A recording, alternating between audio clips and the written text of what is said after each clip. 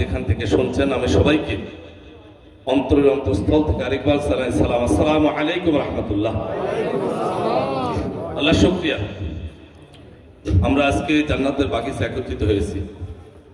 কথাগুলো আলোচনা হচ্ছিল, যে আলোচনাগুলো মূলত হচ্ছে আমার আপনার পরিচয়টা, যে আল্লাহ রাব্বুল আলামিন আমাকে আপনাকে সৃষ্টি করেছেন, ওমা খালাকতুল জিন্না ওয়াল ইনসা ইল্লা লিয়াবুদুন, সে আল্লাহর সাথে পরিচয় করে দেওয়ার জন্যই আলোচনা।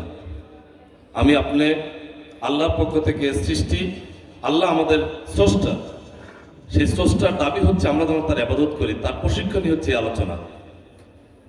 এই প্রশিক্ষণ আমরা এখানে নেই ঠিক, কিন্তু আমলিয়তের ক্ষেত্রে অনেক ঘাটতি।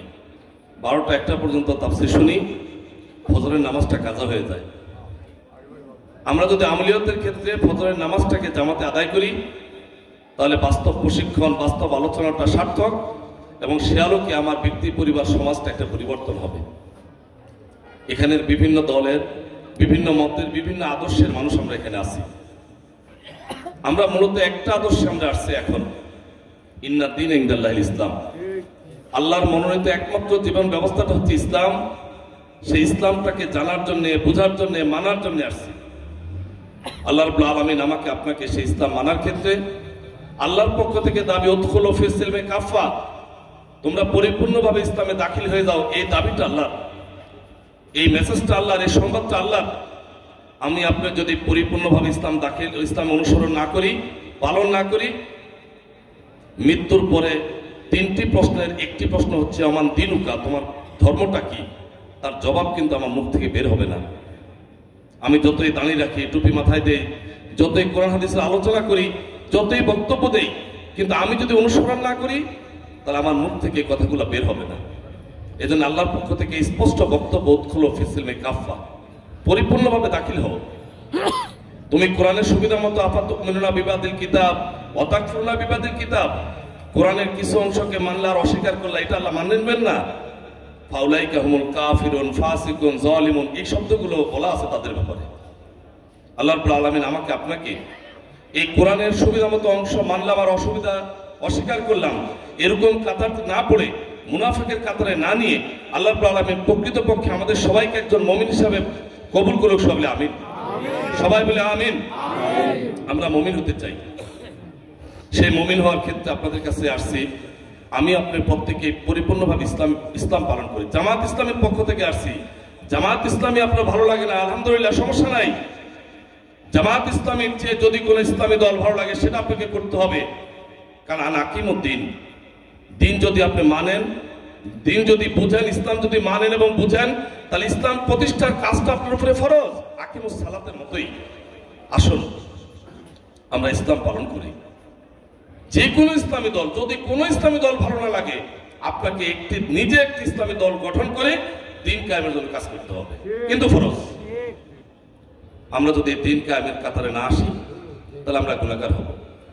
আমি আপনার প্রত্যেকের কাছে একটাই দাবি, সম্মানিত হাজিরিন, বাংলাদেশ মুসলিম অধ্যুষিত, নামাজে আপত্তি নাই, হজে আপত্তি নাই, যাকাতে আপত্তি নাই, কিন্তু আল আকিমুদ্দিন, দিন কায়েমের ক্ষেত্রে আপত্তি। আমি আপনাদের কাছে বিনয়ের সাথে আবেদন করছি, স্বাধীনতার 53 বছরে এই মঞ্চ থেকে ইমোশনাল বক্তব্য, আবেগী বক্তব্য, কেউ পক্ষের শক্তি, কেউ বিপক্ষের শক্তি, বিভিন্ন কথা শুনে আপনারা এদেশের নেতৃত্ব বিভিন্নভাবে পাঠিয়েছেন, দিয়েছেন, আপনাদের সমর্থনে নির্বাচিত হয়েছে। এবার আপনাদের কাছে আরজ, আমরা ওলামায়ে ইকরামরা আসছি, কাওমি আলেম, আলিয়ার আলেম, পীর মাশায়েখরা সবাই আজকে একই কাতারে এসে একটা মতে আমরা একত্রিত হয়েছি। বাংলাদেশে আমরা ইসলামী রাষ্ট্র, ইসলামের পক্ষের শক্তিকে ক্ষমতায় পাঠানোর দাবি আপনাদের কাছে নিয়ে আসছি। এই দাবিটুকু আপনাদের কাছে আসছে। আমরা আলেমরা দেশ পরিচালনার জন্য নিয়মতান্ত্রিক, জেনারেল শিক্ষিত, অন্যান্য নেতৃত্বের চেয়ে ভালো কিছু আপনাদের কাছে উপহার দিতে পারি কিনা একটু দেখেন না, একটু আবেদন আপনাদের কাছে। আমরা দুর্নীতি করে অন্যদের মতো দেশটাকে শেষ করে দিচ্ছি না, আলেমরা হাজার হাজার কোটি টাকা তসরুপ করে, ধ্বংস করে, রাস্তাঘাটের কমিশন খেয়ে অনুন্নত রাস্তা তৈরি করে, স্কুল কলেজে মেধাহীন ছাত্রদেরকে নিয়োগ দিয়ে শিক্ষা ব্যবস্থাকে ধ্বংস করে সব কিছু আমরা করি না, তার চেয়ে ব্যতিক্রম কিছু একটু করি, এটা দেখার জন্য আপনাদের কাছে আরজ। 5টা বছর দেখতে দেখতে শেষ হবে। যে যে আদর্শের আছেন, যে যে চিন্তার আসেন, আপনাদের কাছে আবেদন, মা বোনদের কাছে আবেদন, বাবাজিদের কাছে আবেদন, একটা বারের জন্য সিদ্ধান্ত নেন যে আমরা ইসলামের পক্ষে শক্তিকে ভোট দিয়ে এবার নির্বাচিত করব। এই আবেদনটুকু আপনাদের কাছে রাখছি। আমি বলবো না আমাকে ভোট দেন, আমি বলবো ইসলামের শক্তিকে ভোট দেন, সে যেই হোক না কেন, একটা বারের জন্য বিজয় করেন। দেখেন, আমার বিশ্বাস, আমি আপনাদের কাছে এতটুকু নিশ্চয়তা দিচ্ছি, আল্লামা সাইদি সাহেব, মাওলানা মতিউর রহমান নিজামী, আলী হাসান মোহাম্মদ মুজাহিদ, দেশ পরিচালনার জগৎ বিখ্যাত শ্রেষ্ঠ আলেম, একটি পয়সা দুর্নীতির প্রমাণ কেউ দিতে পারে নাই, কিন্তু আর বাদ বাকি কোনো নেতৃত্ব বলতে পারবে না যে আমরা দুর্নীতি করি নাই। হত্যা করলে আমরা আল্লাহকে ভয় করি। আমরা জানি একটি টাকা খেয়ানত করে যদি তসরুফ করি, কাল কিয়ামতের মাঠে খেয়ানতকারী হিসাবে আমাকে দাঁড়াতে হবে, আমাকে যারা ভোট দিয়ে নির্বাচিত করবে তারাও খেয়ানতকারী হয়ে দাঁড়াবে। অতএব আপনাদেরকে সেই খেয়ানতকারীর কাতারে ফেলতে চাই না। আমি যদি তসরুফ করি, আমি যদি জুলুম করি, আমি যদি নির্যাতন করি, আমি এখানে বক্তব্য দিয়ে যদি আবার যাত্রার প্যান্ডেলে গিয়ে প্রধান অতিথি হয়ে উপস্থাপন করি, সেটা উদ্বোধন করি, আবার কনসার্ট হচ্ছে সেখানেও প্রধান অতিথি হয়ে যদি আমি বক্তব্য দিয়ে উদ্বোধন করি, কেউ না দেখলো আল্লাহ দেখি। এই প্রতারণামূলক বক্তব্যের কারণে আজকে আমি আপনি যদি দেশকে বিপদগামী করে ফেলি, আল্লাহ ছাড়বেন না। বিগত সময় ছাড়েন নাই, আগামী দিনও ছাড়বেন। এর জন্য আপনাদের কাছে আরজটুকু রাখলাম, সম্মানিত হাজরিন, আসুন না একটি বারের জন্য ইসলামের শক্তিগুলো, ওলামায়ে কেরামদেরকে, ইসলামের পক্ষের শক্তিদেরকে একটু নেতৃত্বে পাঠানোর আবেদনটুকু আপনাদের কাছে রেখে আমি বাংলাদেশ জামাত ইসলামের পক্ষ থেকে এমপি প্রার্থী। আমার কিছু করণীয় নাই, কিছু বলারও নাই, আমি আপনাদের একজন খাদেম।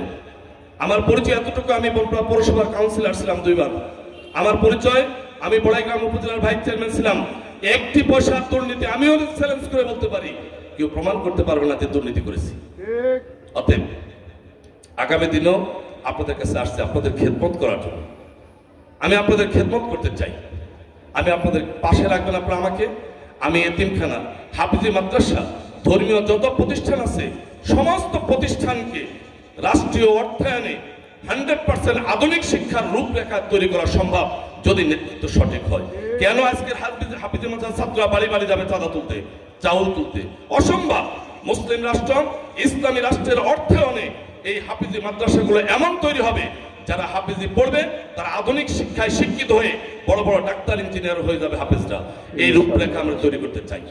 এই দাবিটুকু আপনাদের কাছে রাখছি যে ইনশাল্লাহ আমরা সেই প্রতিশ্রুতি দিচ্ছি সরকারি অর্থায়নে এগুলো করবো ইনশাল্লাহ। এবং বয়স্ক, বিধবা, প্রতিবন্ধী সহ যে সমস্ত ভাতা, এখানে আর কোনো টাকা পয়সা দিতে হবে না ইনশাল্লাহ, দিতে হবে না। যোগ্যতা, অবস্থান ভেদে, আর্থিক অবস্থা বিবেচনা করে তাদেরকে পৌঁছায় দেওয়া হবে ইনশাল্লাহ। এই প্রতিশ্রুতি আপনার কাছে দিচ্ছি। এবং সর্বোপরি আপনাদের কাছে দোয়া চেয়ে, আমি আরেকটা জালসা মহারাজপুরে আছে, এখানে মহারাজপুরের যারা আছেন তারাও নেওয়ার জন্য পেরেশান। এজন্য আমি, হ্যাঁ তয়েজ ভাই, আমি আপনাদের কাছে দোয়া চাই, মা বোনদের কাছে দোয়া চাই। আমি ব্যক্তিগতভাবে এখানে আমার অনেক আত্মীয় স্বজন আছেন, এবং সর্বোপরি আমার পরিচয় যেটুকু দিলাম সেই পরিচয়ের ভিত্তিতে আপনাদের কাছে আসছি। দয়া করে আমাকে খেদমত করার সুযোগটুকু দিবেন আশাবাদ ব্যক্ত করে। প্রধান বক্তা হুজুর এখানে আছেন, ওনার কাছেও দোয়া চাই, উনি যেন দোয়া করেন এবং মসজিদে উন্নতি করবে। আমি সামান্য 1000 টাকা দিয়ে যাচ্ছি, আমার জন্য একটু দোয়া।